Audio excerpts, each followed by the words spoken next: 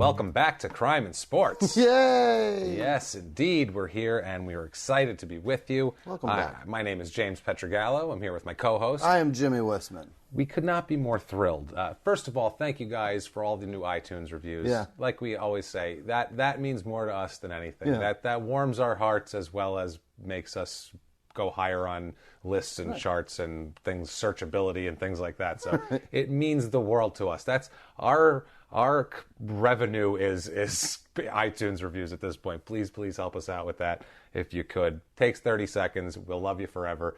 Means a ton. Everything lies there. It's the best. We also have to thank Mark Busby. Again, the son of a bitch. Because he's insane. He sent us, first of all, last week we received a Jason Williams figure, the disgraced NBA basketball player from episode, I believe, 4 that shot his limo driver the limo in the face. shooter.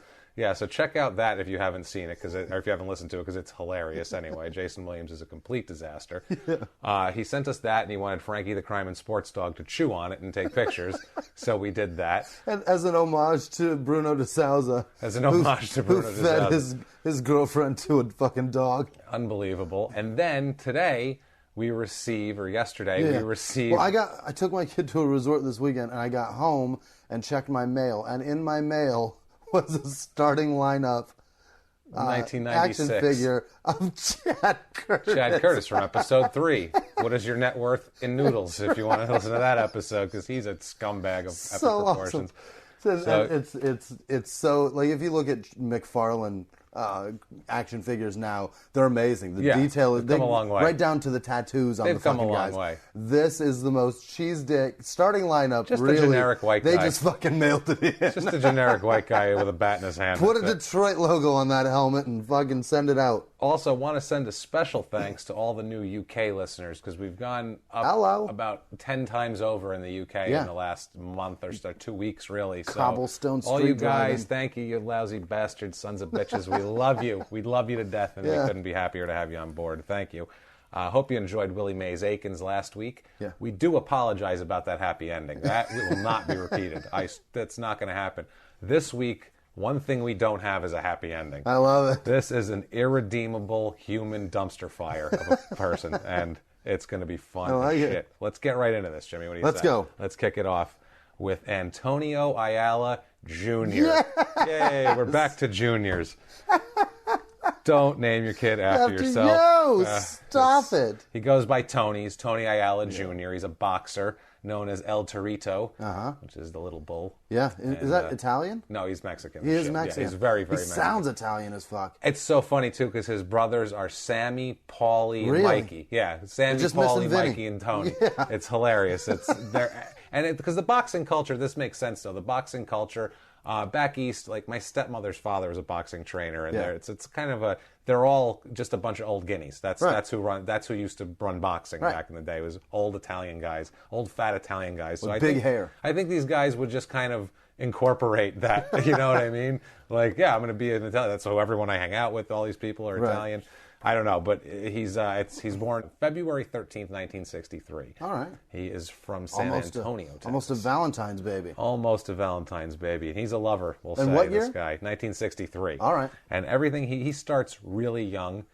His father's a crazy person, first of all. There's plenty of evidence that I'll read later on, but just... In Latin San Antonio, Texas. In San Antonio. His father's an ex-Marine. That's not what makes him crazy. He that's what makes his dad crazy. Well, he fought in Korea. So, I mean, his dad's he's a whatever. He's fought in the war, and he's very demanding of his sons, of course, and of everybody. Those military dads. A lot of drinking. Yep. All the kids boxed. And it's a dad that grew up in the 40s, probably. He grew up, he talks about the Depression. Like, he talks about when he was a child, his father would smack him if he had too much milk to drink because they needed the milk. Whereas the kids always say he always made sure there was 3 gallons of milk in the fridge so we could have as much as we want, like shit like that. So he tried to spoil them, but he also was very hard on them. He made them box, all of them, very early. He started boxing early. Tony Ayala Sr. Started boxing when he was a kid in the 30s. He was a boxer, too. He had to quit and get a job to support the family and all that. And by the time he could get back into it, he realized that it was too late for him to box. So, but let's live vicariously through the children. Why don't we? So, especially the one I name after myself. Yes, we get Tony. And Tony Jr. is the third in the line, too. Really? He's not the oldest. He's the third born. That's pretty wild. Took him to the third before they had to name old Mikey and Sammy first, because I don't know if he had some guinea pals he hung around the gym with that he needed to name kids after. But so, yeah, he starts boxing very young. He has a troubled childhood. Yeah.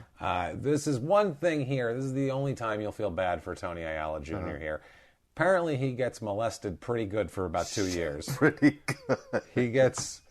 Or pretty bad. Pretty bad.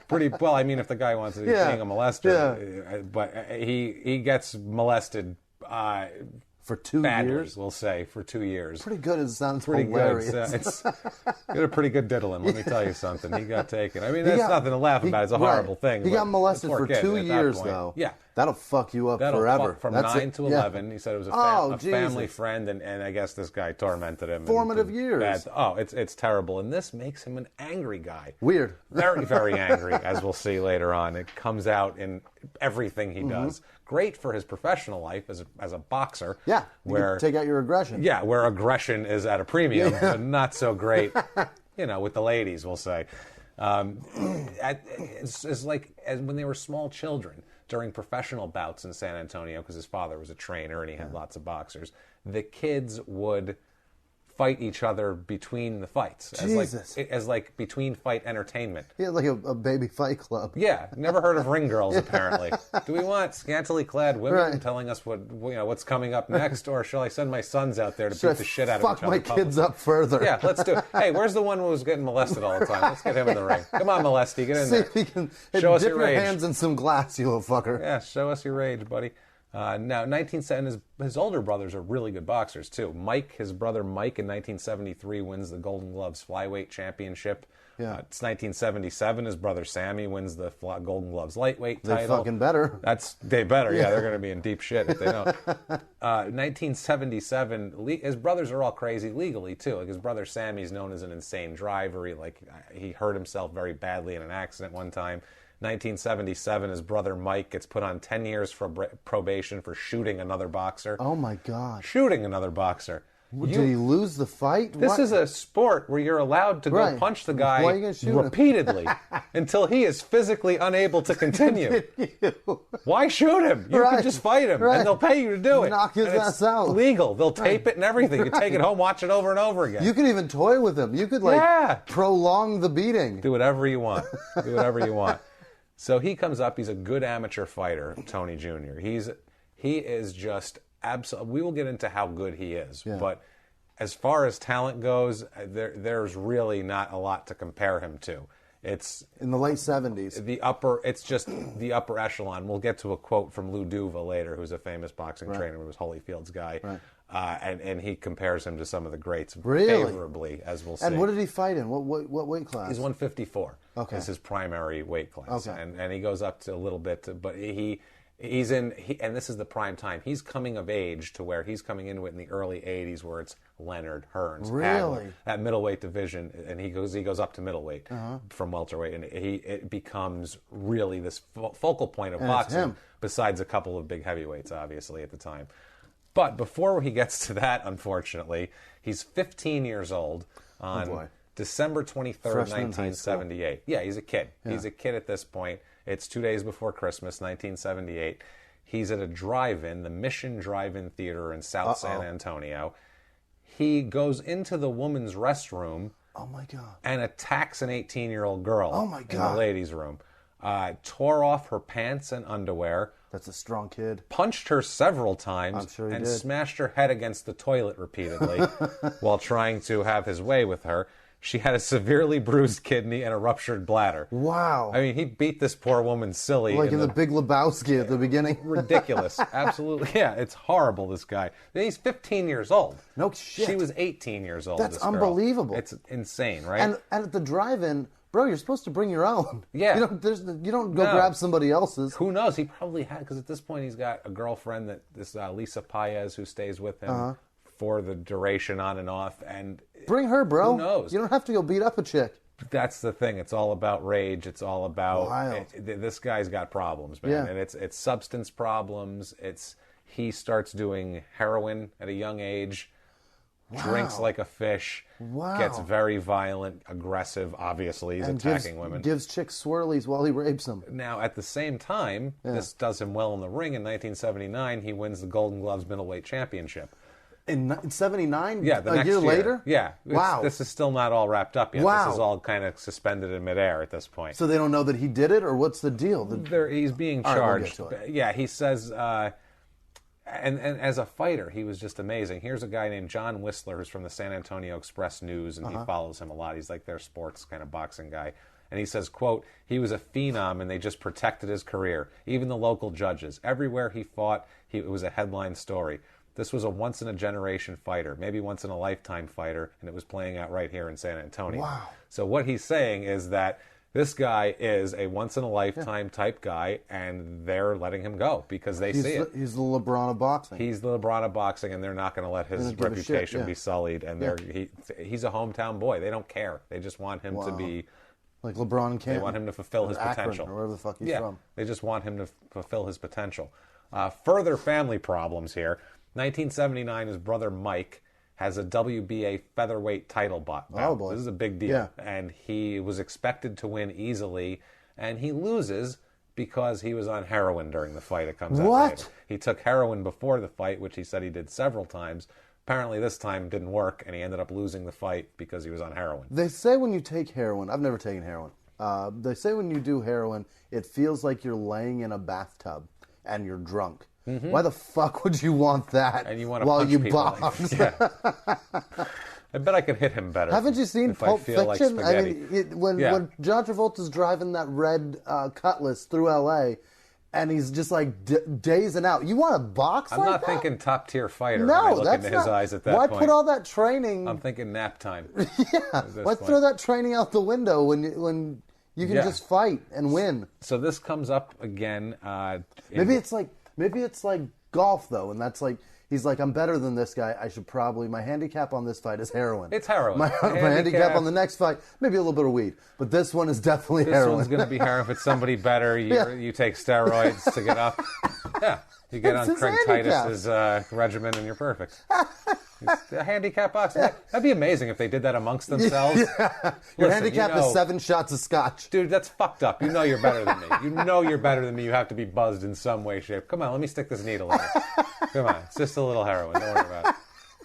It's good, buddy. Come here. Tony's handicap is childhood rape. Chasing him with a fucking needle and a spoon. Just, no, come here, trying to suck it through a fucking... It's pathetic. So I love this. March 28th, 1980. I think we're onto something, by the way. That should be a fucking sport. That should be a sport. Yeah, handicap. Well, not hand. That would sound wrong. Right. Boxing done by handicap. Right. Not boxing with a handicap. Boxing. I mean that would sound. I think they do terrible, handicap boxing somewhere at a nightclub or something as a gimmick. As a gimmick. 1980, March 28th. All right, go. We're back to his legal troubles with this movie theater incident, with the drive-in incident. In 80? In 80. This is how long it held on for. 4 years. Yeah, they delayed it. They had motions. Jesus. It was. I mean, they kicked it around the system. They wanted to let him fight. Kick the can down the line. So he's sentenced at this point to 10 years in prison because of a plea bargain. Wow. Now, this is all such... Remember in Goodfellas when they first arrest Henry Hill? Yeah. And they're in court and his lawyer winks at the judge and the judge is like, yeah, whatever. And he calls him up to the bench and you know the fix is in and he's going to get out. This is what I feel like here. All right. Okay, so he's sentenced to 10 years in prison after pleading guilty to aggravated assault. He was up for aggravated rape, but they ended Aggravated rape knocked down to aggravated assault? Assault because he pleads to it. And he gets 10 years, and he's released at this point, so he can go out on $10,000 bond, and he has 10 days to file for a retrial. That's what this bond is, to be able to get his retrial shit together. So now you have a convicted, fucking aggravated person out there that will aggravated assault or aggravated rape you. Oh, it gets worse. And they're just like, all right, you got 10 days on the lam. while we figure this shit out on a retrial. It's not a just 10 retrial, days. by the way. You have to file for a retrial. You have 10 days, apparently, in this particular case. That's what I don't know, in 1980, Texas law, I don't know what the fuck they were doing. This is bullshit. So, at this point, he appeals. He gives the woman $40,000 at this point. She comes to the appeal to plead for leniency for him. What? They pay her off in exchange for the payoff on the books. It's to not file a civil suit, but she also comes to court and pleads for his leniency. Oh my God. To which they take away the 10-year prison sentence and they give him 10 years probation. What? Tell me that all doesn't sound like a wink and a nod. How the fuck?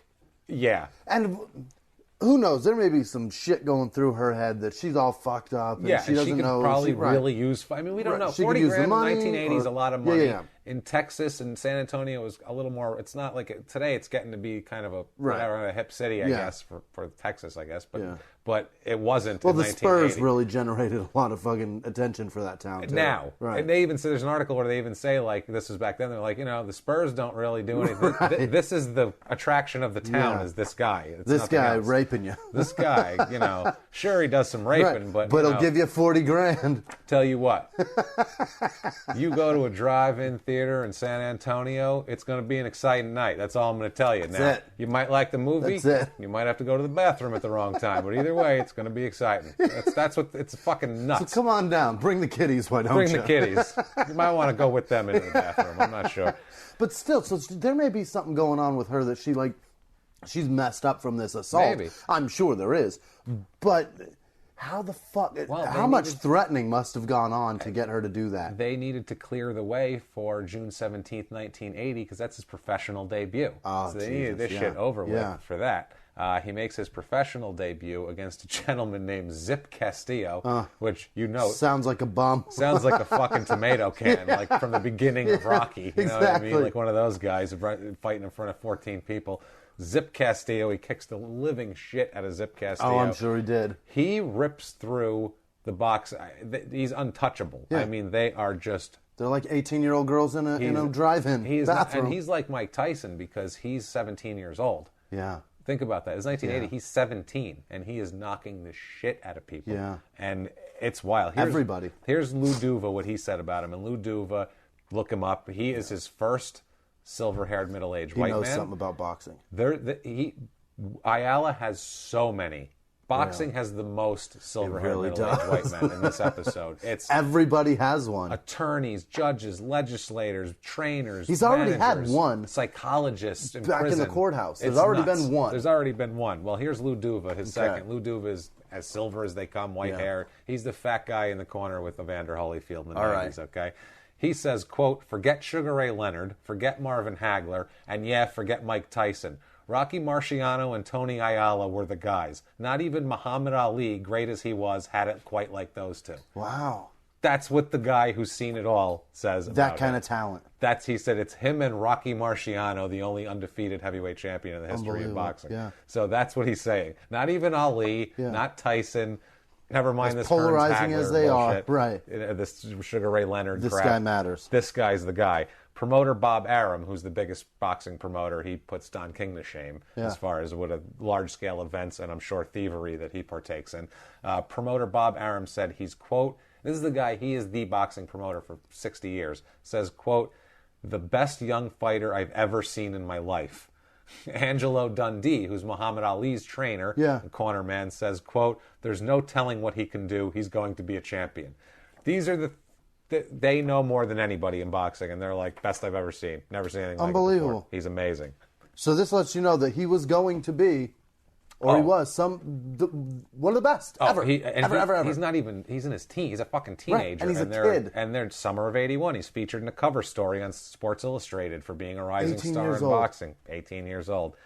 80-81, he moves to New Jersey after he's arrested for ransacking a neighbor's house while drunk. They literally told him, like, why don't you go somewhere else for a while? And he applies to have his probation moved to New Jersey and all that shit because he's on hardcore probation. But it doesn't. So how does he have time for this shit?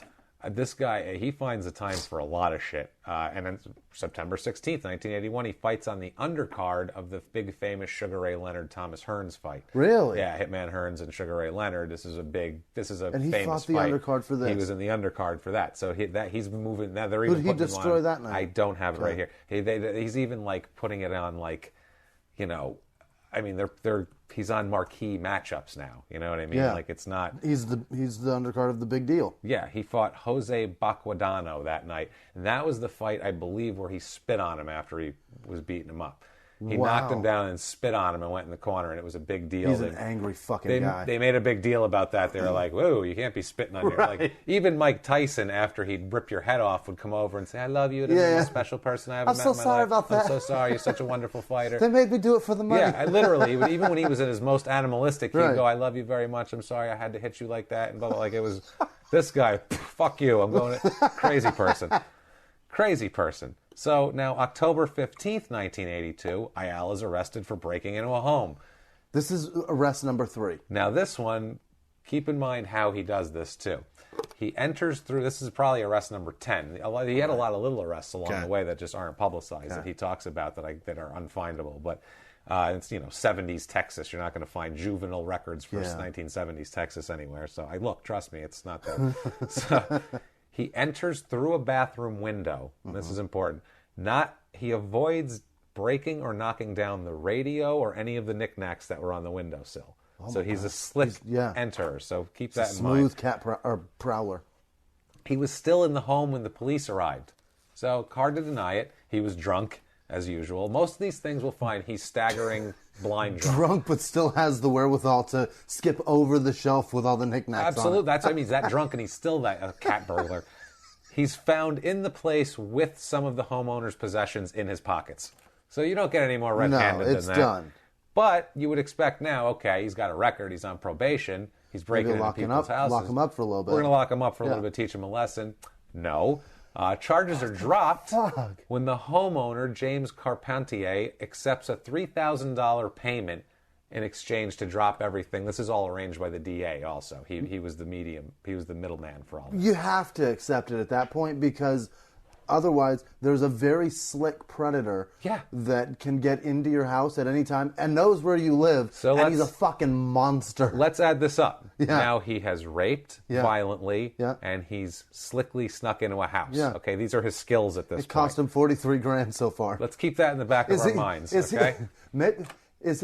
No telling what his lawyers have cost him. Right. He's got a team of them. They're silver-haired as they come and expensive, Jimmy. Is there like a team of like burglars that are like, that house is really easy, you need to handicap that one? That's it.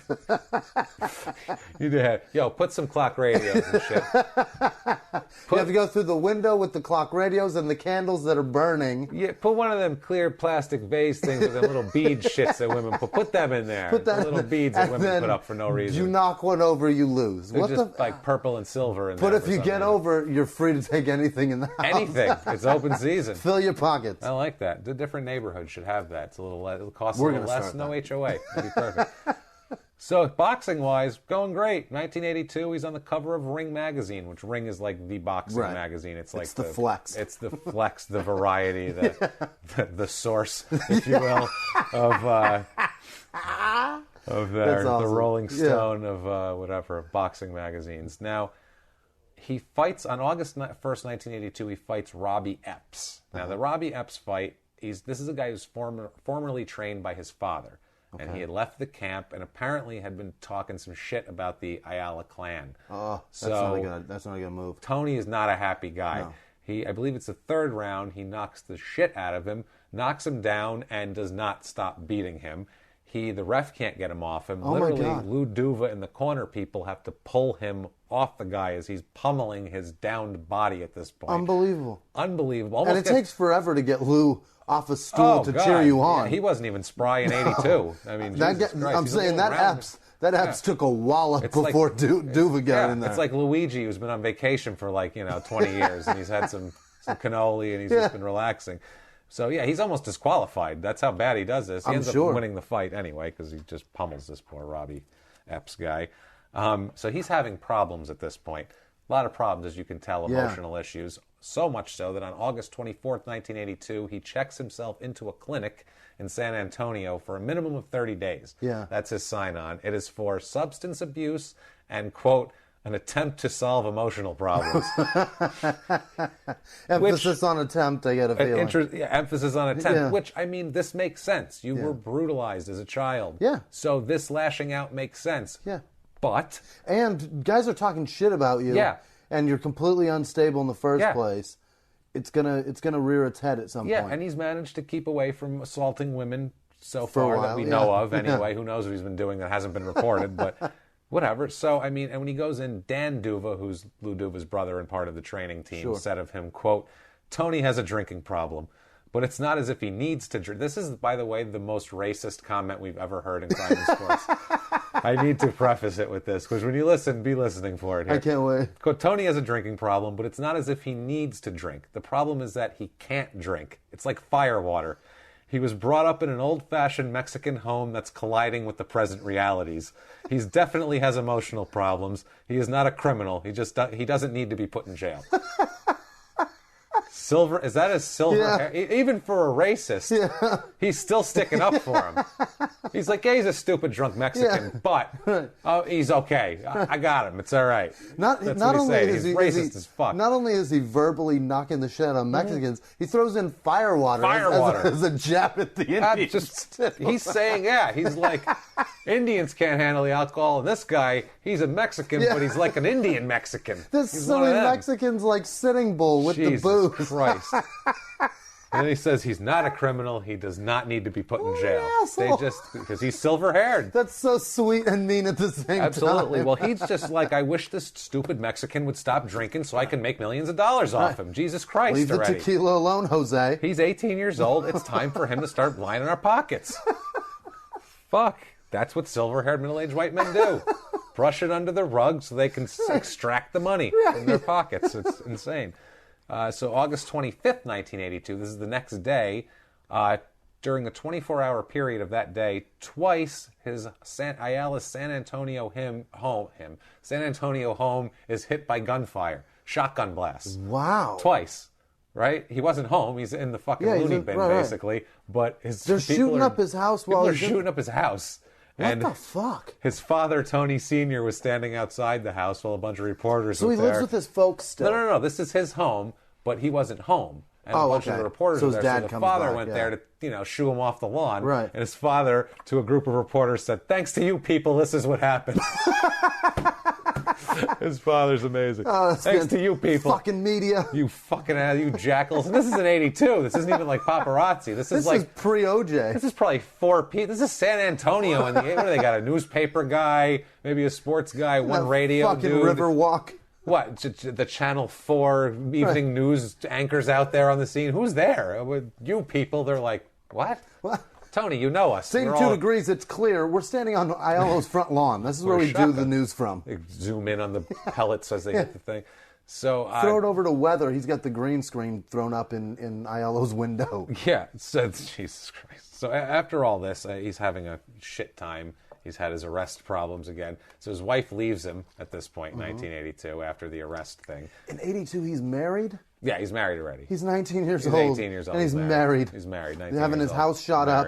Having his house shot up. He's in the loony bin. He's done more in 19 years than I've done in my entire life. I've never raped anybody ever. No. And he did it by the time he was 15. He got raped. He did some raping. Knocked out a chick. Knocked out a bunch of dudes. Oh, full-grown men. Broke into houses. Had his shit shot up. He's 19 years old. Owns a house and has a wife. He's already beat rape charges, too. I mean, that's adult shit. Yeah. Beating a rape charge. That's a big deal. Is like, that's an adult asshole thing to do. That's like a 37-year-old's thing. So yeah, at this point he's contemplating suicide, and he contemplated suicide, and in their own words here about his suicide, he says, quote, "I definitely considered suicide. It was an option. I stuck my gun in my mouth. I mean, I really love my wife, and she just left me. How could you blame her? No shit." Yes, and no shit. That's a very answer to that. That's a very obvious statement, man. So after all this, he's out of the loony bin now. It's November 20th, 1982. It's in Convention Hall. It's a convention hall in Atlantic City, New Jersey. He defeats Carlos Maria del Valle Herrera. That's a fucking name.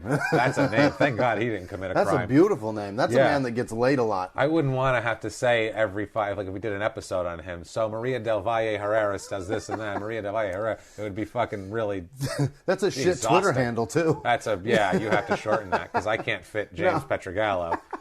They won't let me have that. Della Villanueva, whatever his fucking. I can't have Jay Pietragallo because of some cock-sucking attorney in Pittsburgh. So I get Jimmie P is funny. Anyway, moving on. So this is the setup for a title fight. Mm-hmm. This is it. This. He needed to win this bout, and he's getting the next thing is a title fight. Yeah. He is in line. He signs a $750,000 deal to fight the title in the next match here. It's against Davey Moore, and it's supposed to be in May of 1983. So this is the coronation. Yeah. I mean, he's going to rip Davey Moore's head off. I mean, it's a known thing. He's going to kill this guy. It's a coronation, man. I mean, imagine his Christmas that year. He must have felt great. There's white smoke coming from the chimney like the Pope. It's like Norman Rockwell in there. You see, there's this little. It's amazing. They're drinking cocoa by the fire. It's beautiful. He got a little Red Ryder BB gun for Christmas. It snowed like a son of a bitch in San Antonio. Yeah, it comes out early. He's on the January '83 cover of KO magazine. Oh my God! Which, by the way, you can get on eBay a copy of this autographed by Tony Ayala Jr. for $29.95. Buy it now. That's a deal. Right now. So that's a deal. Check that out. That's not bad. He's on the cover, looking young and shit, smiling, looking all post-rape, and he looks great. But he's 19 for Christ's sake. But I mean, still. The coronation is, I mean, these next 5 months are just going to be him just puffing himself up, getting ready to take a head off, right? I mean, that's what you expect. That's what I expect. Yeah. New Year's Day, 1983 is the only problem because in the Rose Manor Estates in San Antonio, where he has an apartment, Ayala breaks into a neighbor's apartment. What the fuck? I'm sorry, this is in West Patterson, New Jersey, the Rose Manor Estates, where he is. He is shit-faced, beyond drunk, breaks into a neighbor's apartment, a female neighbor's apartment. Oh, no. She's woken up now. This is the scariest thing I've ever heard. This is frightening. This is like, I would assume that women, if they live alone, if they're frightened of anything, this is what they're frightened of. I would think. Okay, she is woken up by the sound of her bedroom doorknob opening. Oh Jesus! Think about that. Okay, it's a 30-year-old woman. She said she could see him by the light of her alarm clock, which sounds so. That's how you would film a scary scene, Jimmy. You would be like, just the 12 o'clock. Whether it's the red numbers or the green ones. Whatever. Either way. You would, You'd want the red ones to set the tone of the fear. And he entered by cutting a screen and going through the kitchen window without breaking anything With all the knickknacks on the kitchen window. Exactly. So he has practiced all of his crimes coming to fruition here. He has an MO now. All of his practice rounds are adding up here. He pulls out a knife. The one he cut the screen with, I assume. He cuts her underwear off of her with a knife, which is fucking horrific. Frightening. As frightening as it comes. He ties her to the bed using her socks. This is an awful person. This is the worst thing ever. This fucking guy making it so personal. Is a complete and utter piece She'll of shit. never wear those socks ever again. Never. First of all, they're stretched kingdom come. Right. They're never going to stay all up. the elastic is gone. Because I assume they'd have to be like those long 70s socks that go up to your knees with the 3 stripes those are falling down. A tie. You can't, one that comes up past your under your ankle. It's like when you wear with shorts. You can't tie a woman to that. That's neither here nor there, though. But this horrible scene is ensuing. He ties her, rapes and sodomizes her. Oh, God. Because he has to go around the fucking horn here. He can't just, not to make a joke, but Jesus Christ, this guy's a maniac. It's all free, you may as well. He's a maniac. So then he goes into the next room, which is her roommate's room. Oh, no. 29-year-old female roommate, tells the roommate that your roommate's all tied up in the other room, and I'll kill you both if you call the police. That's what she says. So he goes back to her, leaves her. I don't know what he thought. He was shit-faced drunk, and he didn't think this out real clearly, real thoughtfully. The roommate then crawls out of her first floor window. By the way, little side note, does not break any bones. No legs. Because we have calcium in this fucking country. Thank you. Sorry, UK, but eat a cheese stick. Listen to Gavin Grant, episode 12, if you don't know what we're talking about. I think it's 11 or 12. So anyway, back to this horrific nightmare of a scene here. She takes off, runs to a neighbor's house, calls the police. The police arrive. Leaves her tied up with a madman with a knife. Well, I mean, she did go to call the police. I get it. Yeah. I mean, that's smart. She had to go. This is pre-cell phones. She was probably next. Yeah. Who knows it? She doesn't know if he's killing her in there. You got a goddamn knife. You got to get safety. Yeah, I mean, you got to go to safety, and you got to try to help. You got choices to make, and she made the right one. Yeah. But just leaving and having that thought in the back of your mind has to be so terrifying. It had to be, but I mean, that's just fight or flight. I think at that point, gotta go get help. That's exactly. Gotta go get help. There's no cell phone. Right. She probably didn't even have a phone in her room at that point. In 1983, not every bedroom came with a phone jack. You know, no. They don't now either because we don't use them anymore. Right. But for a while there, every room had a goddamn phone jack. So the police arrive at 5:30 in the morning. Because this happened at 3:45 or 4 o'clock.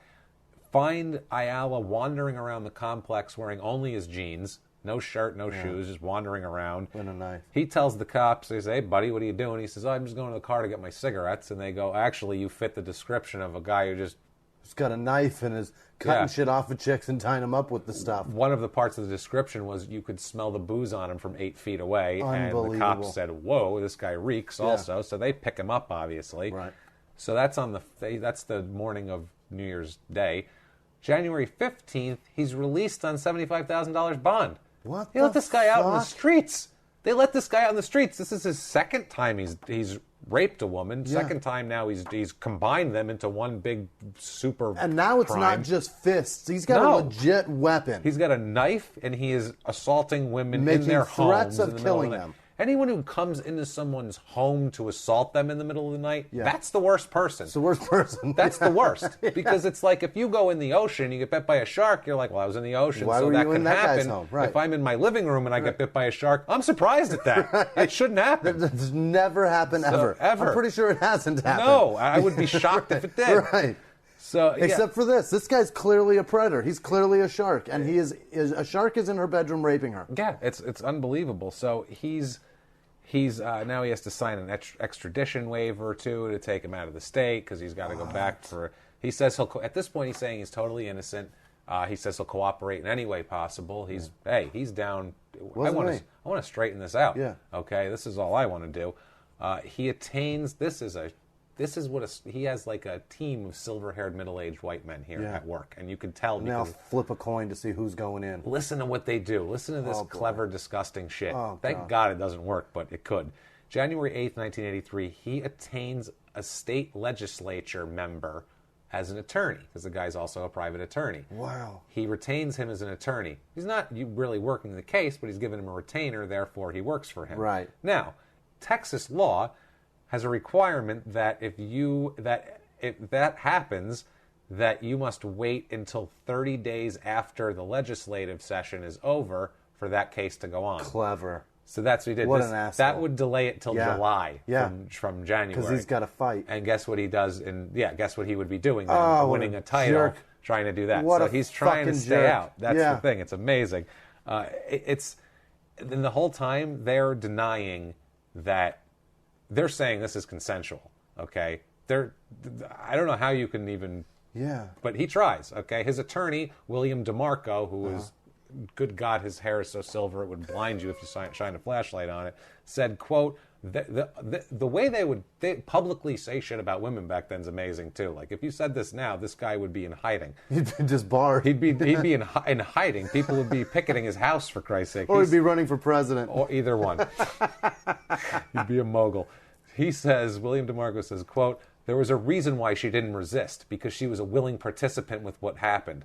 He meets a girl. The morality of what happened isn't our decision. And then look how easy it is to point a finger. Jesus. That's what he says. And that man's never been scared of anything in his life. No. Never. Because fear cripples you. Yeah. And it paralyzes you. And it's so much so that it allows somebody with a knife and that 12 o'clock red glow on their face it allows them to tie you up with your own fucking socks. That's what fear does. And this guy has never had that, obviously, in his life. I don't think he's ever felt anything like that because it's even worse. I mean, he says, and even Ayala says, I didn't do nothing that she didn't want me to do. That's his quote on the thing, right? All right. Yeah. She asked for those Hanes to be stuffed in her mouth. They argued, their argument was she invited him in. Yeah. So he is reeking, stumbling, falling over drunk at 4 o'clock in the morning. And she's like, why don't you come in here and tie me up and completely dismantle me. Who's there? Oh, it's just me. Come in here and fuck me. You sound so drunk. This is going to be fun. Unreal. That's what I mean. That's his argument. It's just me. And the defense attorney, Mr. Silverhair himself, is over there going, can you believe this bitch? Can you believe this woman? That's what he's saying. Dirty bitch. Women, right? If you can't forcibly sodomize a woman, who can you? I mean, he used the socks. It's not like he used a piano wire to tie her up. His socks are gentle. It's nylon. It's soft. It's meant to caress your skin. Unbelievable. Yeah, that statement absolutely would come out of Donald Trump's mouth. I could see that. And he would spin his way out of it. Yeah. But a lawyer who said that publicly would be disbarred. Horrible. He'd be in hiding. That's all it was. People would be attacking him on Twitter. Yeah. He wouldn't be able to sleep. Oh, he'd have to delete his Twitter account. He would. He'd have to. Yeah, they'd suspend it. It would blow his phone up. It was just the notifications alone. So this is going on. He does not get this. They go to trial. The legislature thing didn't work. They said it's not even your primary attorney. Good. Dickhead. That's not going to work. Moving forward. Yeah. Sorry, on to the next silver-haired white man. If you're going to fight again, it's going to be because you got acquitted, not because you're waiting for trial. So April 7th, 1983, a forensic chemist testifies at the trial. Yeah. Listen to this. They bring a forensic chemist in to say that the screen in the window was cut with a sharp object from the outside. Okay. So, I mean, you could just look at it and tell, obvious. but they bring a forensic chemist in to show the jury, see? That's how much they want this guy locked up. I know my screen. At this point. Yeah. The screen was found 25 feet from the window, so he, cut it and just threw it. I don't just need haphazardly tossed it out into the courtyard of the apartment complex. I could just see him. I don't need that. He tried to ball it up. Yeah, I picture him drunk like Dan Aykroyd in Trading Places. Yes, when he's got the salmon in his beard, just groaning at people. So then, as the trial progresses, again, William Asshole DeMarco here, oh my God, says that the charges were a result of, quote, a nosy woman who called the police when she couldn't figure out what was going on behind closed doors with her roommate, which is nobody's business. Wow. That's what she called her, a nosy woman. The woman who crawled from a window. He wanted to say bitch. He did. Wanted to so bad. That's a nosy woman back then is she's just a busybody. Right. God forbid. Nosy bitch. This poor woman had to crawl from her window at 4 o'clock in the morning to go to a neighbor's house to bang on the door and pray for help because her friend's being raped in the next room. Nosy. He wrote that in a red leather chair in a room filled with books and a cigar and several glasses of scotch, and he got 7 deep. And he's like, I can't call her a bitch. And I have to say. Shitload of people's souls in the jars on the shelves on the wall. I have to say woman. I have to say it. Woman. Nosy bitch. Woman. You just say nosy. That'll make her sound illegitimate and stupid. That'll discredit her. So the press at this point was saying Tony Sr.'s a bad parent. Because his one son, did heroin and lost his fight and then shot another fighter. Yeah. And his other son's been arrested for rape twice now, drunkenly breaking into neighbors' homes. So parenting, because he's only 19. Yeah. This isn't hey, he was fine when he left the house. Now he's 42. I don't know what the fuck he's doing. He's 19. He was just living at home last year. So, it comes into question. So he says this, which is amazing, Tony Sr. His dad said this? His dad. This is a great quote from his dad. This is awesome. Quote, I don't know why people have created the image that I abused my kids. Look, don't tell me Chris Everett's father didn't do the same thing, or Jimmy Connor's mother. Oh my God. You don't hear nobody knocking them. Why me? I don't know, because Jimmy Connor's never raped anybody, you fucking asshole. Chris Everett never broke into a woman's home and cut her panties off with a knife. That never happened. She's a woman, Chris Everett, a woman tennis player, Jimmy Connors. I don't know why he picked tennis players only out of this group. Yeah, what the fuck is that? Why tennis players? Is that what you're watching, Dad? He apparently was watching tennis that day. He's like, look at this Jimmy Connors. Nobody's saying his dad's a bad dad, asshole. But it's me. It's me. I'm the jerk. Right. All right, fine. I'm the asshole. Just because my kids rape a couple of people, shoot a fellow boxer. What? Come on. So, April 13th, 1983, this trial comes to an end, and Ayala is found guilty, shocker. Thank God. After only 3.5 hours of jury deliberation. They were like, the women said that he was the guy, knife, screen, okay, that's good. We're all good? All right, let's order pizza before we get out of here. It took that long to go through the formalities of with this charge, and they all had to write it down on a piece of paper and read them off. Right. That's the only reason why it took 3.5 hours. It's 8 a.m., but we're already here. So let's just wait 3 more hours. And they probably get got a some sandwich. Pizza. Yeah, they got a sandwich. And then we'll worry about after we eat. We'll go in because then we're gonna have to talk to people. And shit go in once there it's on over. an empty stomach. We're gonna be here all day. So they convict him of burglary, aggravated sexual assault, 2 counts of possession of a knife for unlawful purposes, threatening to kill, and terroristic threats. This is what he's convicted of. Judge Sanders at this point. That's a laundry list, mind you. That's a laundry list. At 19 years old. That's where he's at. That's where he's going, and so and he's on probation for a sexual assault. That's right. So this isn't like, hey, it's my first offense. Right. He's literally on the hook for the same fucking Yeah. thing he just did. He's already a 2-time loser. He's already a 2-time loser. So May 25th, 1983, Judge Amos C. Sanders denies their request for a new trial. Obviously, Good. No reason to. That they sought a new trial based on jury misconduct.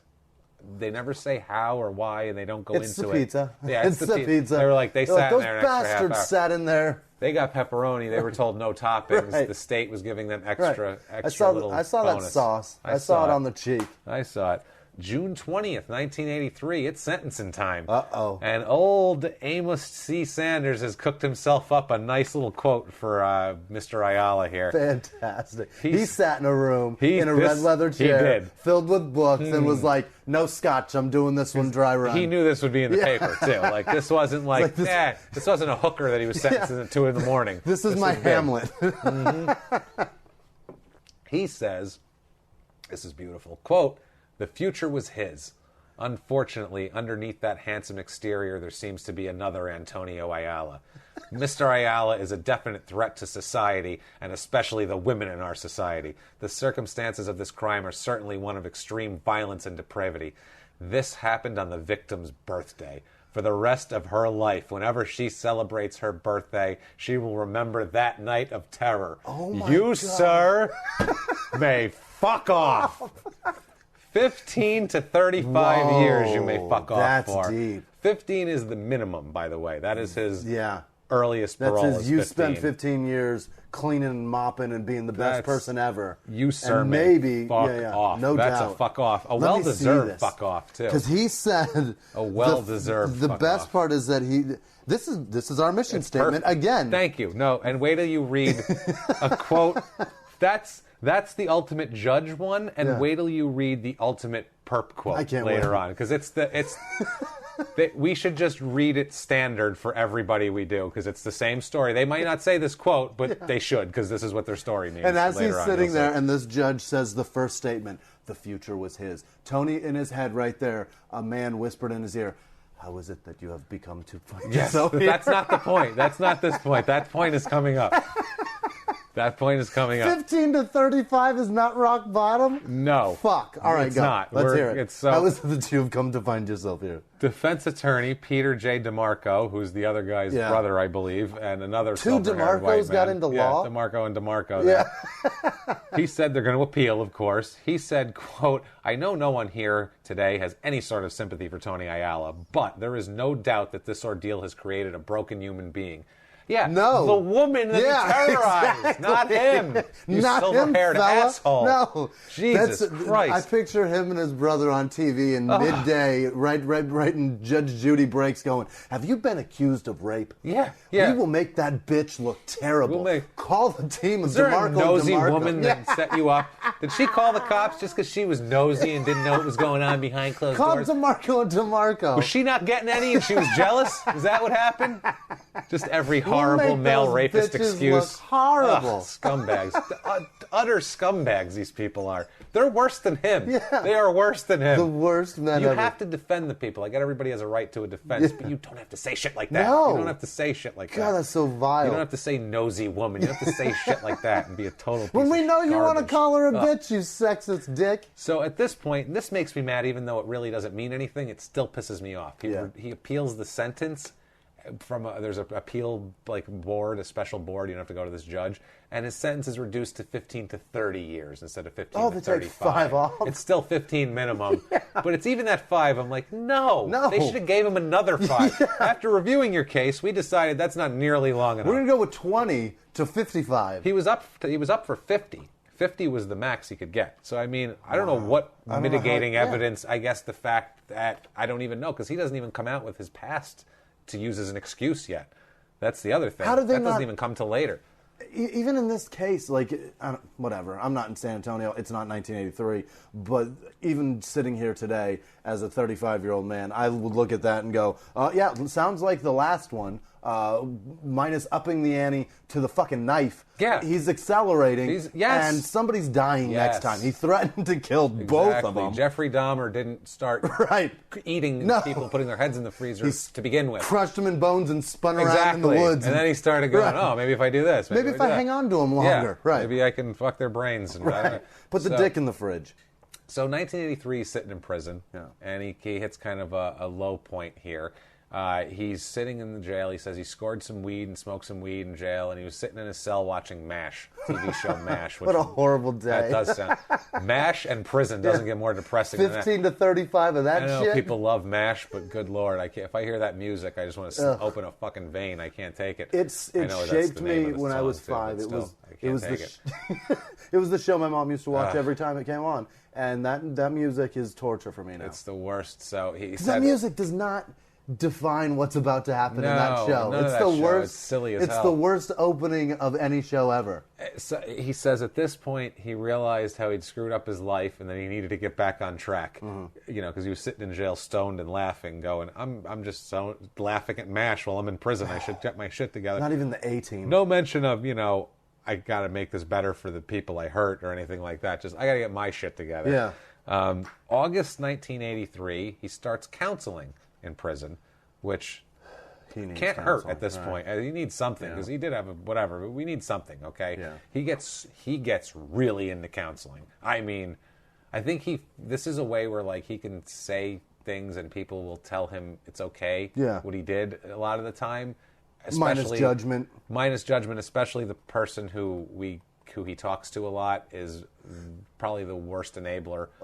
His prison psychologist is the worst enabler of this entire story. Really? So he's the white, silverest-haired man in this whole entire fucking thing. So he starts that. He eventually becomes a counselor to the other prisoners. Get out of here. Not like a schooled counselor, but he takes the like front peer, line. Yeah. What do they call that? Peer mediation or some shit? Yeah, in 1994-ish that happens. He admits to using heroin before 3 of his fights that he had. So he's doing it too. He was doing heroin before 3 of his fights. And he was killing people on heroin. So, I mean, Jesus, he was numbing himself and still doing it. Also, he admitted to, before a fight, he had a weigh-in in New Jersey for the fight. I think it was Atlantic City. He then went because the weigh-in's the day of the fight. Right. Usually the guys go back, they rest up, they do their cardio, they get their hand. Tape your wrists and get in. He instead drove to New York City, bought a bunch of crack, and smoked it on the way back to go fight. What the fuck? And then went and fought that night. That's how he's going to cut weight? Cracked out. This was after the weigh-in. Wow. Crack. He went and got a bunch of crack. Now imagine this crazed lunatic coming at you with crack in his eyes. Holy shit.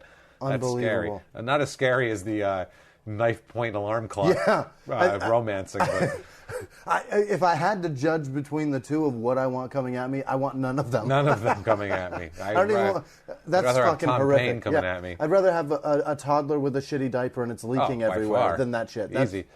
That's horrible. Now, he's already in prison at this point, September 16th, 1983.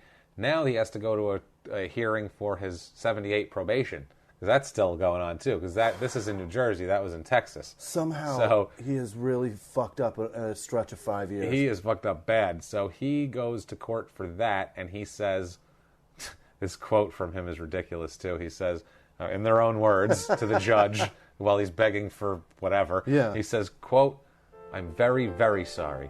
I just hope to someday get an opportunity to prove myself.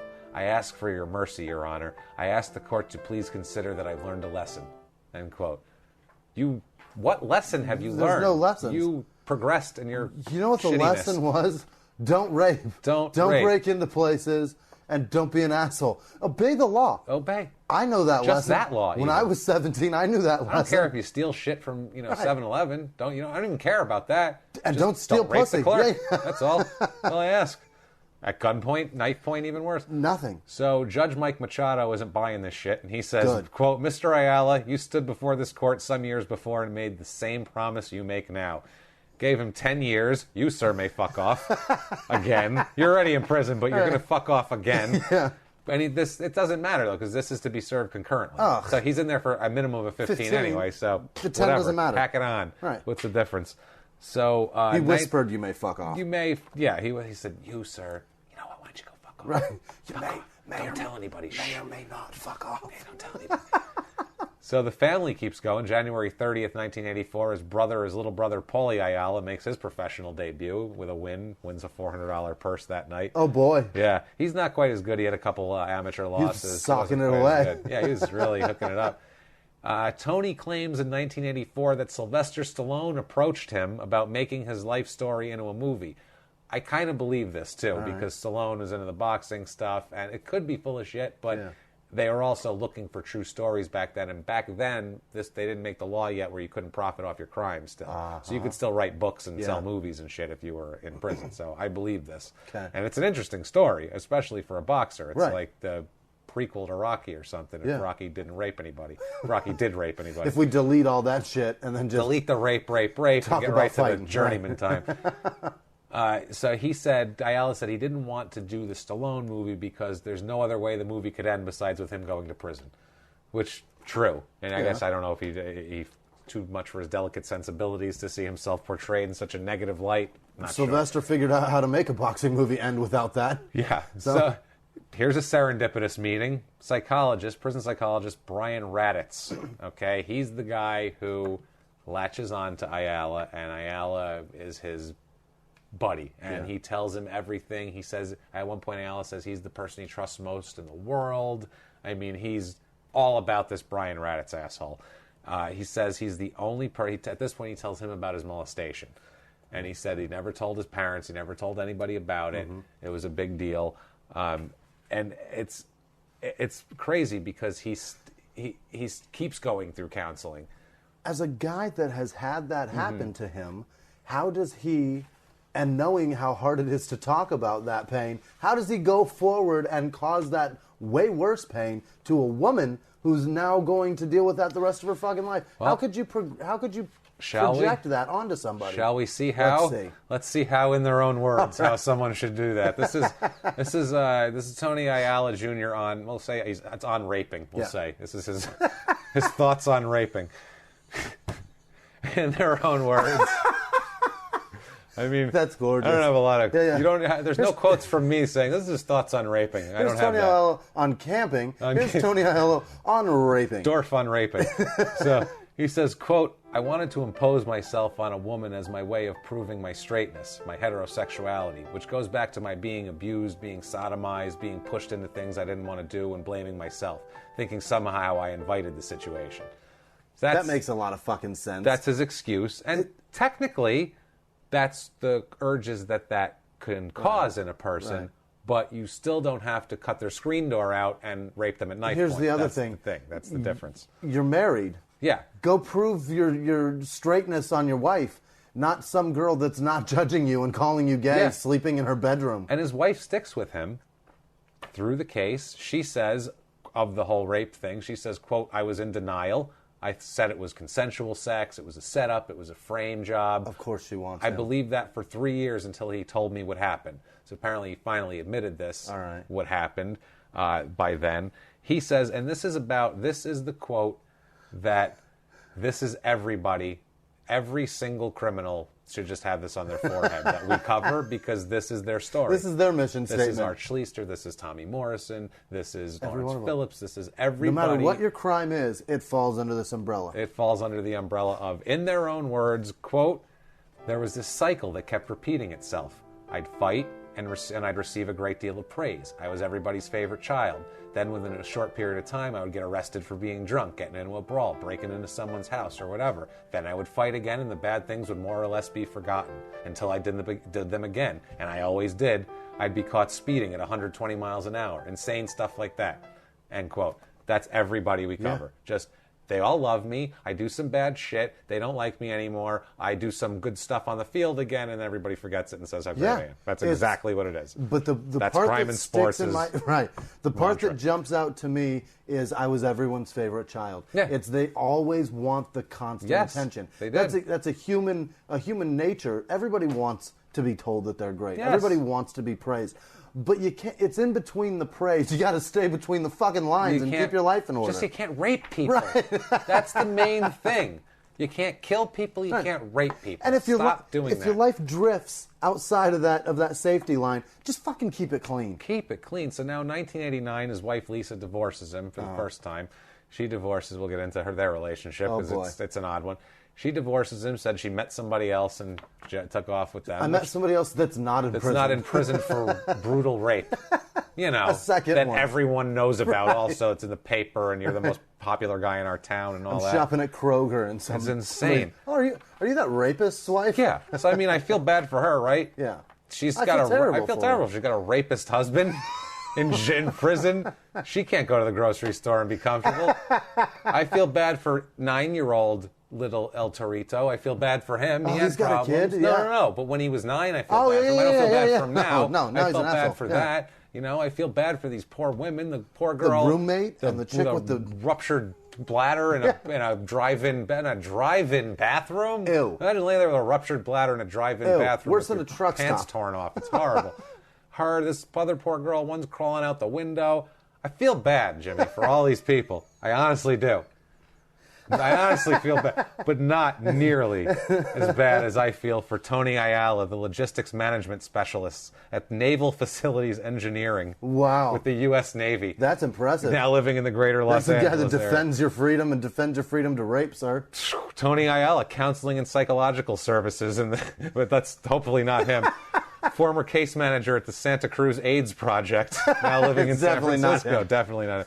Tony Ayala, experience specialist at Verizon Wireless. He's from Lusby, Maryland. Tony Ayala, manager at Dollar Rent-A-Car. I even feel more bad. I feel bad for him just because of where he works. I feel so bad for him. He lives in Palmdale, California. Tony Ayala is a, quote, floater at FedEx. Federal Express. A floater. Floating around the bowl in Dallas, Texas. What a shitty job. What a shit job. Anthony Ayala, Nike athlete at Nike, Des Moines, Iowa. This guy's an athlete, for Christ's sake. Perfect. Anthony Ayala, owner at Keep It Cut Landscaping in the greater New York City area. Anthony Ayala, marketing development manager at Coca-Cola Enterprises. But not a rapist. And finally, the one I feel the worst for, Tony Ayala Jr., as he goes by it and everything. Realtor, broker, and owner of Ayala Realty Group, LLC in Melbourne, Florida, where, quote, a sense of urgency is at your convenience. They habla español, in case you're wondering. If you want to buy a house in Spanish at that point. Sense of urgency. So urgent, we'll cut through a screen. We will cut through a screen that will get you into that goddamn house. Imagine that. I'd like to come over and take a look at your property. No. Please don't. My windows are locked. Yeah. Oh, Jesus Christ. So, February 1992, there's an interview with him. They start talking to him because that's when Tyson gets sent to prison. All right. So they start talking to him because he's a famous boxer that's in prison. And they start, thing. What can Tyson expect in prison? Right. And it's this like piece where he's like, hey man, he better not fuck with anybody. You know, like they won't want to fight him, but like, you know, somebody will cut him. You know, they'll just cut him without saying nothing and blah, blah, blah, blah, blah. Nobody ever went near Tyson in prison, we heard. He was, you know, the only thing that was bad with that was they had to stop him from signing autographs because they couldn't have inmates couldn't have valuable items. Will you sign my tuna can? Yeah, because they were like, holy shit, it's Mike Tyson. So you're not Mike Tyson, Tony Ayala. You sign my shank. Yeah, you're not. They're gonna cut him. They're gonna ask him to sign the fucking weapon. He tries to sound like a gentleman through this whole interview too. You know, he's like, he just keeps talking about, you know, Sunday, the hope alive for freedom and blah blah blah. It's ridiculous. He says, here's an in their own words. It's amazing. Here in their own words, quote. In spite of holding the world in my hands, I threw it all away. What most people can only dream of. I had it and I squandered it. Maybe I wasn't emotionally ready at that time to recognize that what I did was wrong. Maybe there was somebody who could have set me straight if I had known enough to seek help then. Maybe it was the fact that I first injected myself with heroin when I was 12. All his logical stuff, and then we look at each other and just start laughing when he says that. That's heroin awesome. When I was 12. Maybe. Maybe it's all those things. What do you think here? That he said that to a reporter. He said that to a reporter. He said that with a straight face to a man, and that man, because he was terrified of who he was talking to, could not laugh at that. He wrote it down. He said, yeah, heroin, 12. That makes sense. He's shorthand, and he was heroin, 12. So 1992. I can't wait to get back into my rental car and drive away from this prison so that I can laugh about my this. My Pontiac Bonneville, my 91 Bonneville is going to seem great when I get out of here. Chevy Corsica. Oh, God. I can't wait to get in it. So 1992, after these interviews, the wife here, Lisa, says that she sees him in interviews and misses him and comes back into the picture. She comes back in. She read that. She read that and was like, yeah, the poor guy, heroin. She comes to visit him, and he said that within 10 minutes they were back together and fine. Wow. Yeah.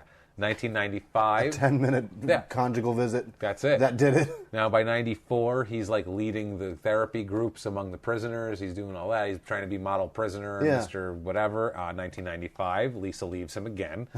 This will be a pattern. Found somebody else again. 1996, Lisa comes back to him again. She says, quote, I guess I was trying to replace him, but I realized he could not be replaced. You can't replace a rapist who's in prison. How bad are the other guys? Who was she going out with? That was worse than an imprisoned rapist. He's irreplacible, damn it. Irreplaceable. Nobody would just attack me at knife point. He's like a Fabergé egg. Like, rare, priceless. Priceless. Like a Fabergé egg. Oh, He's the God. Hope Diamond. Tony Fabergé Egg Ayala. Tony the Fabergé Ayala. Jesus. So, and then 1998, here come the fluff pieces, because now he's starting to be up for parole soon. Yeah, no doubt. Oh, they're fluffing him up. Really? Like a fancy pillow under an invalid's head. Boy. I mean, just that a young, buxom nurse is fluffing up in an old movie. It's wonderful. Patient's not dead, but he has terminal cancer. Fluff the pillows. Fluff the pillows. Now, in this fluff piece, he talks a lot about the molestation. Oh, boy. Tries to sell that he... Blames it all on that. I'm good now. Yeah. I mean, it's 100% counseling. I'm good now. Yeah. Hey. I harnessed these demons, and now they're going to drive me through life. I know what I did wrong. Yeah. I know it was wrong. I mean, I get it. This is how much I get it. In their own words, quote, tonight, I'll go to sleep in a prison cell. Tomorrow morning, I'll wake up in a prison cell. This is my present situation, and all I can do is make the most of it. At some point, I'll be free, and I'll have a job, and I'll have to deal with that too. My goal is to be the best possible person I can be and grow with every single day.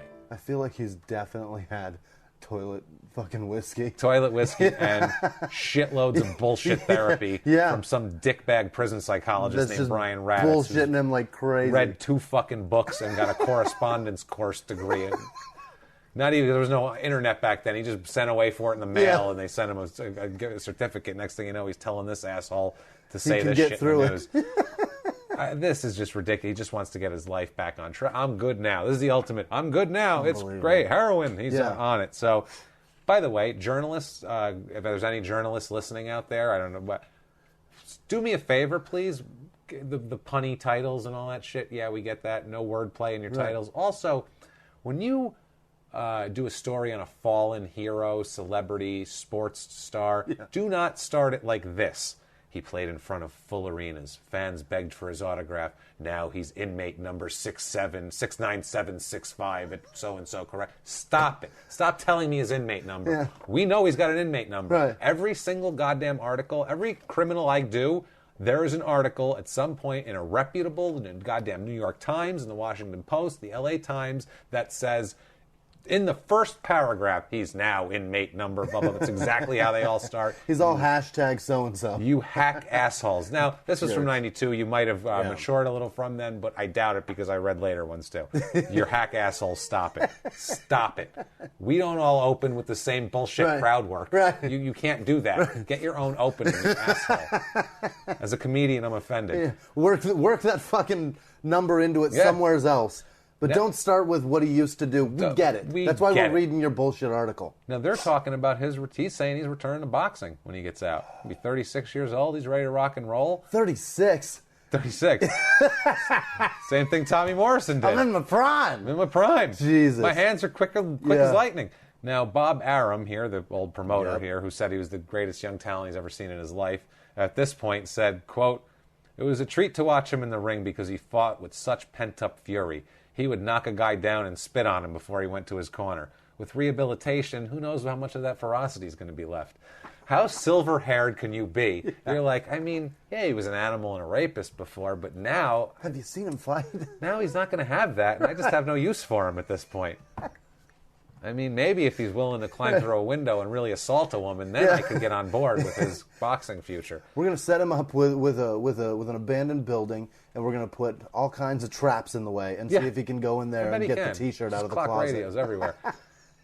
So April 1999, he's paroled. He's released from prison. In 99? 16 years in the joint. So you got 1 year past the minimum. 1 year past, yeah. 98, he was eligible. They said, back it up a two-time loser that threatened to kill 2 women after raping one of them horribly. Horribly. And he's out in 16 years. 16 years, no problem. Thanks, Texas. May 99, Tony and Lisa remarry. She marries him again because he's out. This is just fluff piece galore at this point. I mean, it's the return of the bull. They can't stop talking about him. Unreal. There's so many fluff pieces, I can't even keep them straight. It's insane. Sounds like those people want to bet on him. And guess who becomes his manager at this point? Oh, tell me.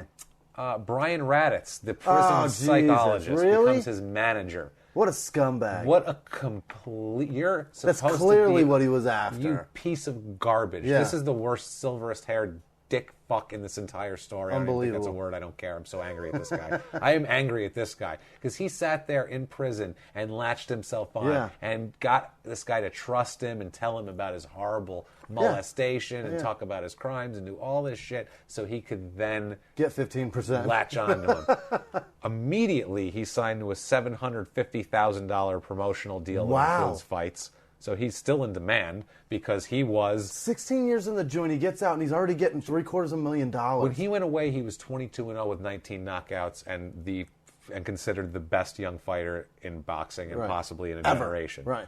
Think about that. So they're still like, we still want to see him fight. Maybe he's still good. $750,000. Yeah, he gets that. So August 20th, 1999 is his first fight back. He fights Manuel Esparza, who's like pretty much a landscaper who took his long sleeves off and went into the ring and let the piss pounded out of him by this guy. Jumped in the ring. He didn't even bother to take off that big... Yeah, didn't even bother to take off the hat. No, but he took his rake. He left that Raiden hat on. Put my rake down, and then he got in the ring and was like, oh, he's hitting me, and he got beat up bad. Can I fight with the leaf blower? Yeah, can. And then Dan Duva was saying what a horribly drunk Mexican he was. That's what happened. So it's in Freedom Hall in San Antonio. He wins by TKO. They have to stop the fight. It's ridiculous. He wins the next 5 fights against nobodies, too. I mean, obvious. I mean, he's got to get his legs back under him. He's fighting nobodies. He's knocking them silly. And he's not his old self, though. No. It's clear. He's good for what he is. He's angry. But he's angry, and he's a good fighter still. He always was, and he's tough. Anger is good for everything. If you can harness it right. If you can, if he just kept it inside the ropes, great. That's what you do. That's how you are successful. That's what that sport's designed for. That's how, every sport is designed, especially football, boxing, aggressive You keep it inside the sidelines, you're fine. You're fine. You can't bring the animal shit out. Right. That's where it goes wrong. Now, there is a fluff piece in the Chicago Tribune on January 11, 2000 called A New View of Life. And it is as fluffy as it comes. It starts out, the first half of it is all about his first Christmas as a free man. And his first Christmas in 16 years, it was free. I'm grossed out. He was going to go to bed early, but then into his house came a mariachi band that his friend hired for him, and it was the most loving gesture, and he was so happy. But at no point in this article did they go and ask that other chick how her last 16 Christmases have gone. How's your last birthday? How was your last 16 birthdays? You guys go out and party on your birthday, or do you sit in a fucking room with the door locked snugly with a gun in your hand? Which when one? When that entire staff at the Olive Garden comes to sing you happy birthday, do you envision them all with knives? Do you say no drunk Mexican ones, please? So he says, Raditz at this point says that he doesn't have the emotional baggage anymore, Ayala. He's going to be a better fighter because he doesn't have the emotional baggage. This is what Raditz is saying. He knows nothing about boxing, first of all, obviously. Because listen to what he said. Quote, he's going to be a better fighter than he was. His hand speed already looks faster in tapes. No, it doesn't. There isn't a 36-year-old man alive whose hand speed is better than when he was 19 right. and training every day and hitting the speed bag since he was 5. No, you are a snake oil salesman. You complete and utter... He was telling him, oh, your hands look better than ever, man. No, I'm telling you. He's like, really? They do? And he's like, no, yeah, they are. Yeah. For sure. So I get 10%, right? Asshole. Piece of garbage. So... July 28th, 2000. Meanwhile, $750,000 that he got. So he gets $75,000 just for him, the manager. Whatever they make, 3%, because he's probably even got if a he trainer. gets 15%. He's got a trainer, he's got to pay fucking 7%. That is way more than whatever he's getting as a prison psychologist. Yeah, and it's probably a double raise. Much more fun life, too. Oh, he's my God. sitting there going, no, your hands look faster. Yeah, it's fine. Well, I'm going to sit in this chair more. How'd you like to do that, or sit with a bunch of depressed murderers every day, go into a gray building that you have to be searched and everything. It's when freezing you go in there. Freezing and horrible, and wonder if and this guy's moans. Wonder if someone's going to shank you for no reason. This is much better at because this point. you look like his stepfather. He fights Yuri Boy Campus on July 28, 2000. This is a big fight. He's a big contender. In 2000? In 2000. Okay. This is what he was leading up to. If he beats him, he's actually going to be in line for title fights again. That's how far he's come. Okay. Yeah. So now we're here again. Breaks his hand in like the second round. Because those 36-year-old bones aren't near as strong as they used to be. Breaks his hand and has a bad dehydration bout. His father has to throw in the towel because he can't continue. He stays in the corner during, I think, between because Krampus does, or what is it, Krapitz? What is his name? Raditz. Yeah. Krampus. They're faster and more fragile now, his hands. They're great. But Kratitz doesn't know how to throw a towel. His dad's in the third row, and he's like, God damn it, throw this. Throw this, right? So and this shit. He's disappointed at this point, obviously. He's got a little bit, whatever. I could see a little melancholy going on here. So, December 12th, 2000. He's like, okay, that was a couple months ago. Go to a strip club. December 12th, 2000. He goes to a strip club. He stays there late, gets good and hammered. Sees some titties that he can't have. He sees some titties that he can't have. He goes home. I say he went home around 3, I'm going to say. Okay. Because at 3:45 a.m. I like how you're like, it takes about 45 minutes. That's he had to get settled, decide to do this, and then go do it. He gets in bed and he's like, I can't fuck anything. What? And his wife is home, too, by the way. He leaves his home. She's like, it's 3. Go to bed. Go to bed. You stink. So, police respond There's to him. There's glitter on your face. There's glitter all over your pillowcase now. They respond to an intruder call to find Tony Ayala shot in the left shoulder in a house that's not his. Yes! He's in someone else's house, shot in the shoulder. He's taken to University Health Center in San Antonio. He's in stable condition. Basically, he met this 18-year-old girl named Nancy Gomez at his gym, at his father's gym. Yeah. She's a senior in high school. She's staying right by now him. She's wounded, man.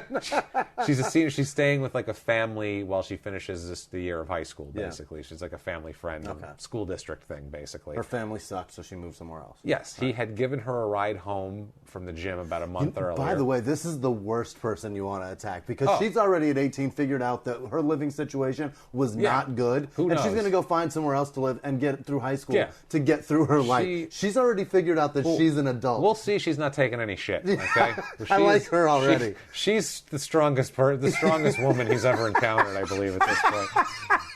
I gotta believe you. I would like everybody to attack every one of our guys to attack this woman because what she does is beautiful. He gave her a ride home about a month before the incident. If you hear a little jingling and jangling, that's Frankie the Crime and Sports Dog eating Chad Curtis. On Chad's face. So gave her a ride home. And apparently he remembered this and knew her. He enters through an unlocked back door into this house at 3:30 in the morning, made his way into the girl's room. She sees him in the hallway, like about to go into the room. She screams and takes off and goes into the other room with the other woman who's there. There's 2 children in the house also. Oh, Jesus. They get the gun out. She takes the gun.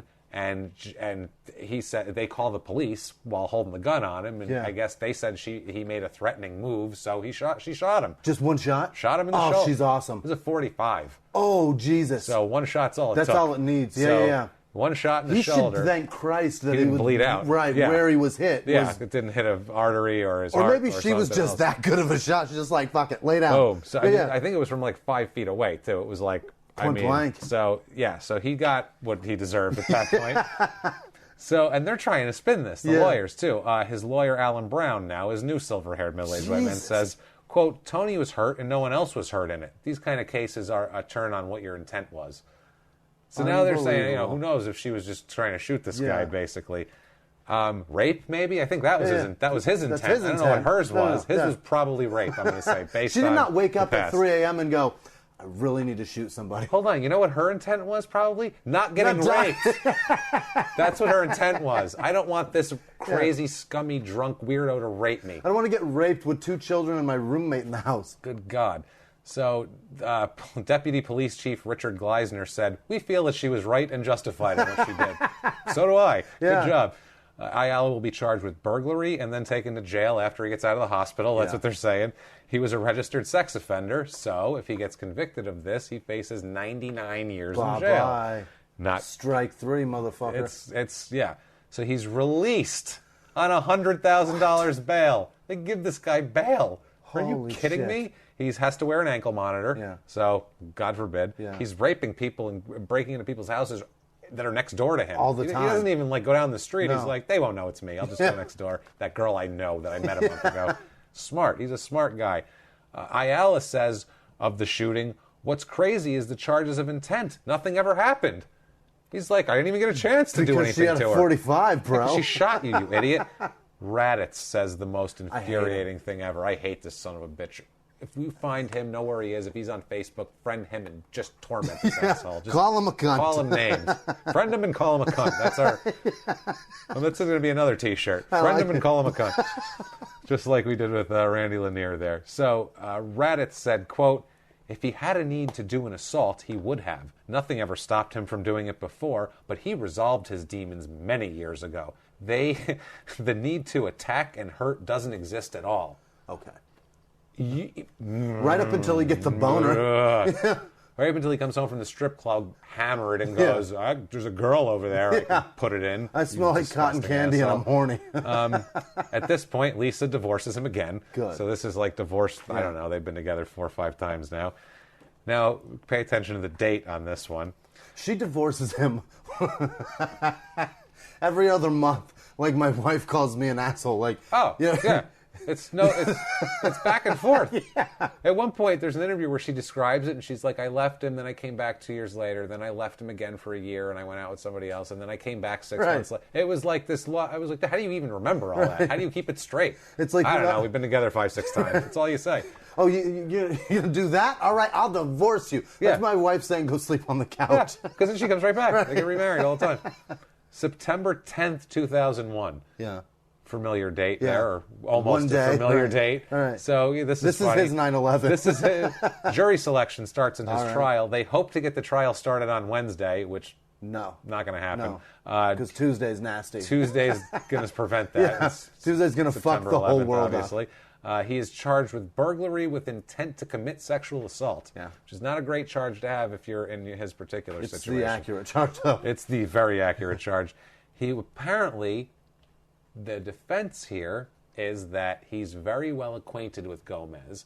Apparently, they had eaten together, both alone and with Tony's wife, Lisa.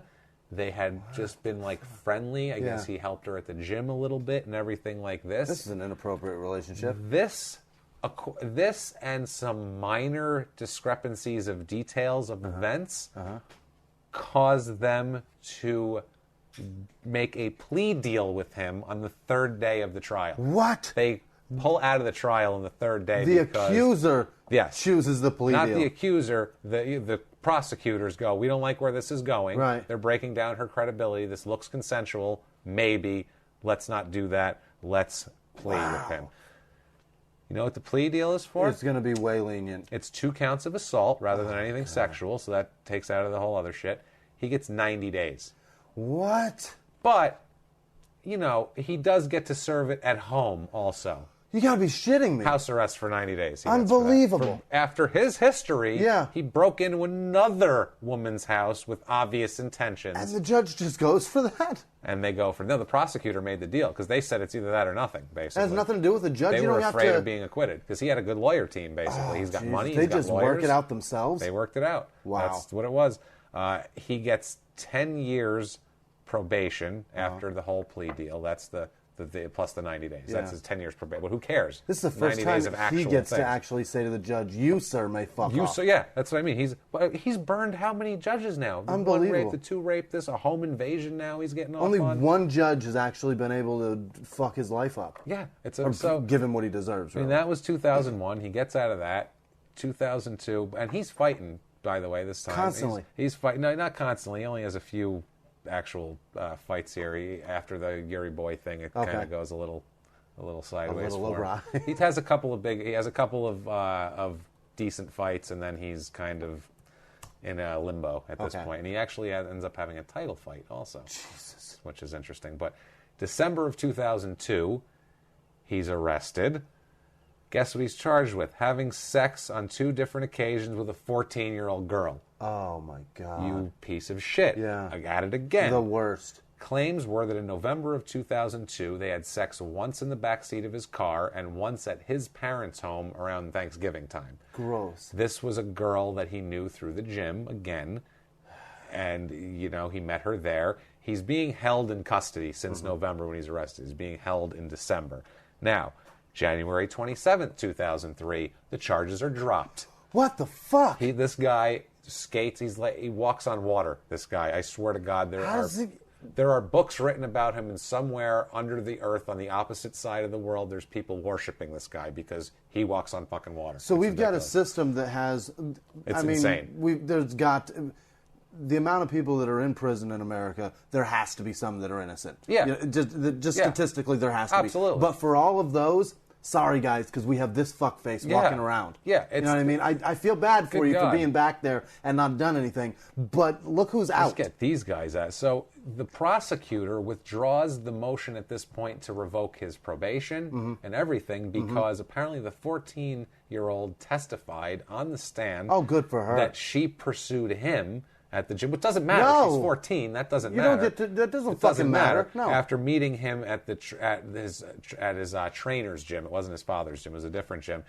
She admitted to having different versions of the story. Haven't you seen To Catch a Predator, dear? Then she says that she made up charges of molestation against her stepfather when she was 10. And they asked her why, and she said she made up the charges against her stepfather because, quote, she was mad at him.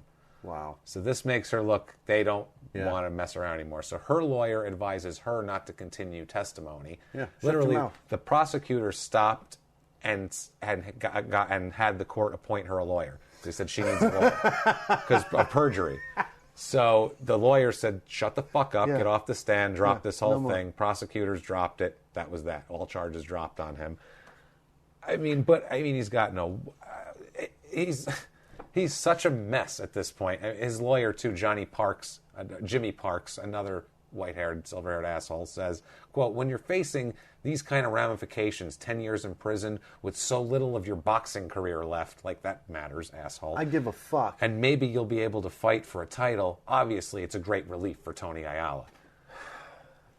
Ugh, good God. How about when you've been in prison for so many years and you get off for this one, it's a great relief for him.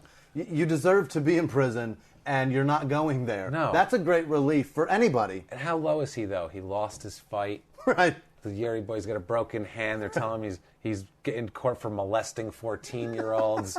I mean, he went from being on the cover of the magazine as the next Rocky Marciano, the next, and we're not heavyweight, but the next great middleweight, to this. He's pudgier now. He's not ripped anymore. You know what this is? You know what segment this is, Jimmie? The music.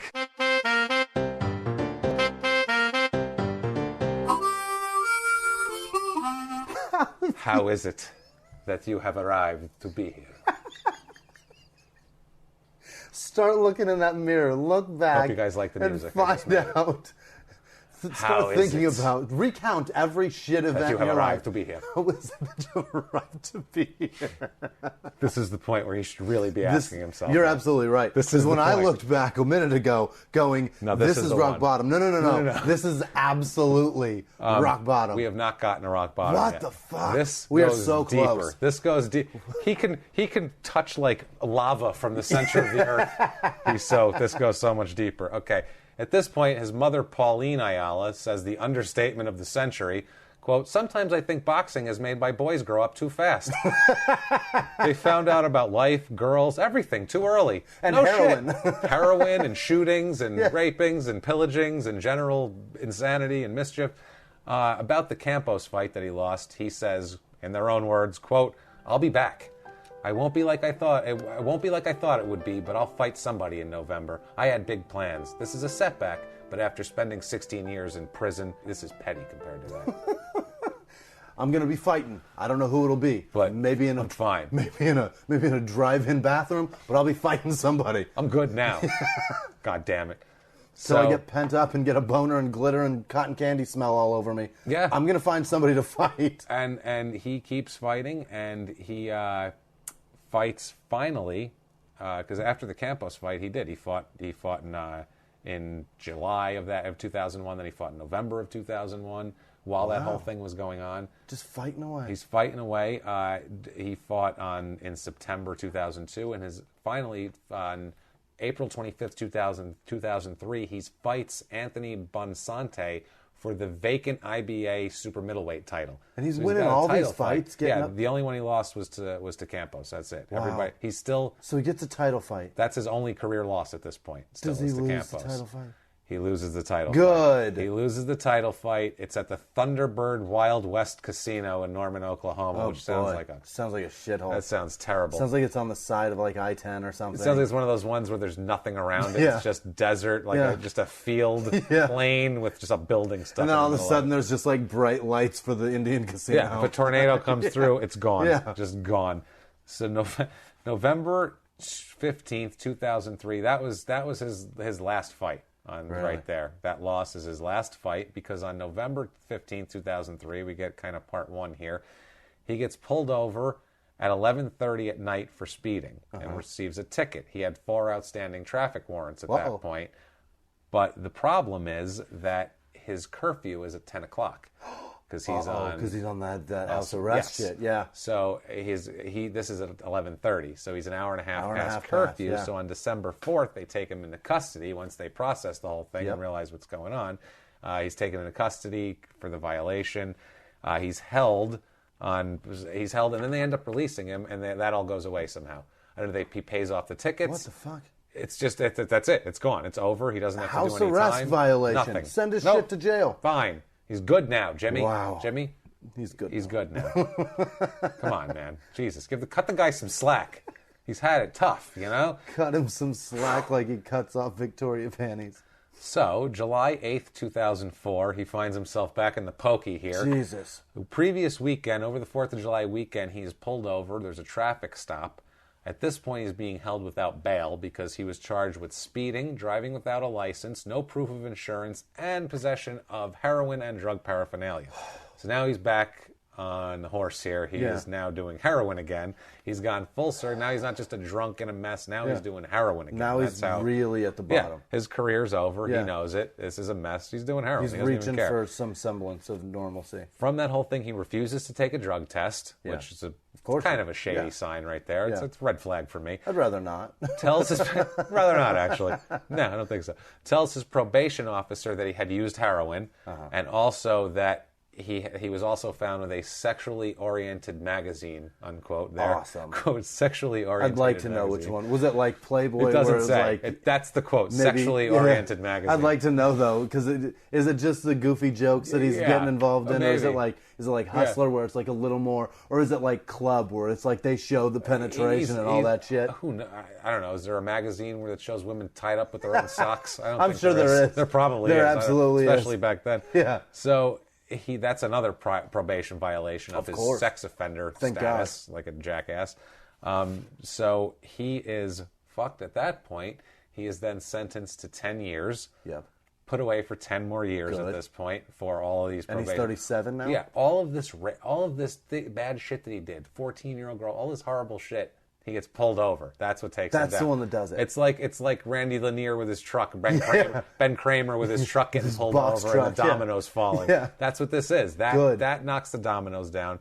He is in prison 10 years. November 2012, he's denied parole. Good.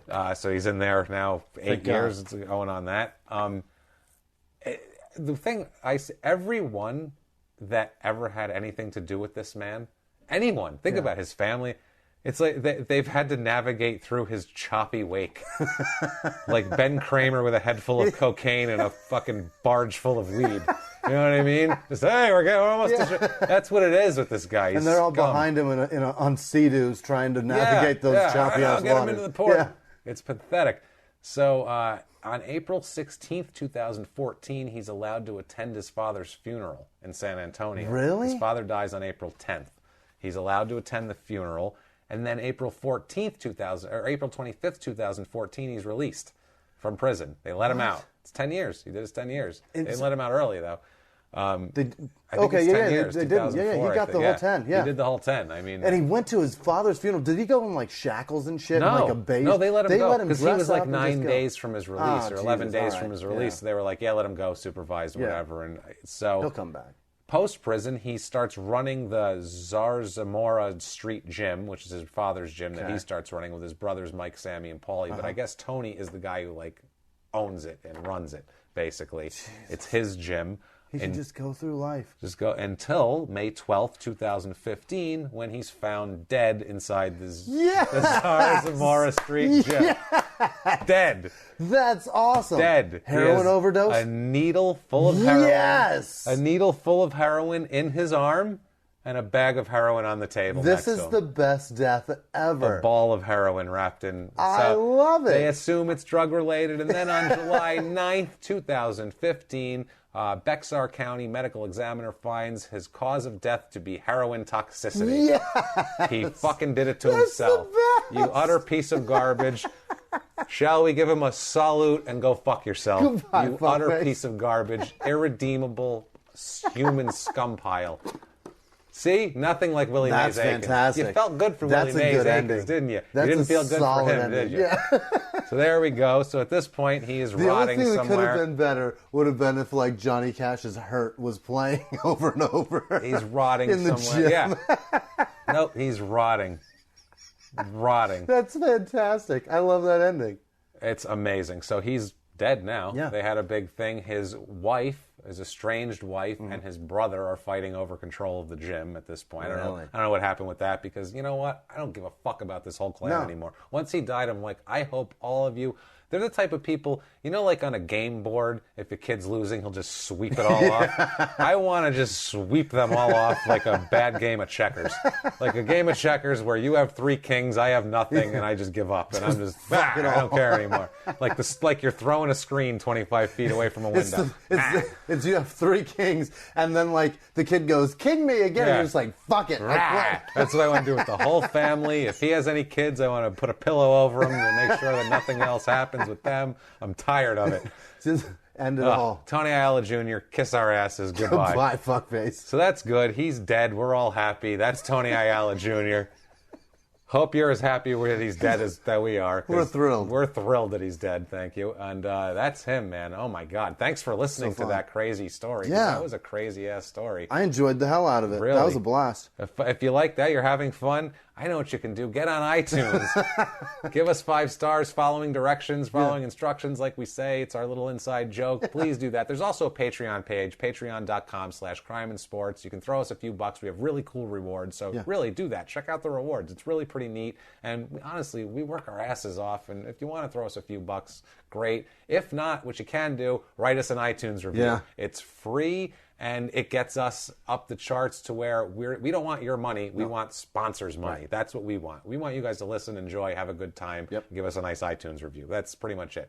We want sponsors' money. Yeah. So do that, please, for us. It helps us out. If you like us, it'll help move us along. And this podcast world is so fun. It's fun, man. We're having a great time. We're six months into this thing, and it's such a blast. It's you guys. Our listenership, we can't tell you, I don't want to get into numbers, but we can't tell you how much it's grown lately. It's ridiculous. It's incredible. It blows us away. We're kind of just dumb. It's just silly to us at this point right now. It's getting silly, and we just want to thank all of you guys.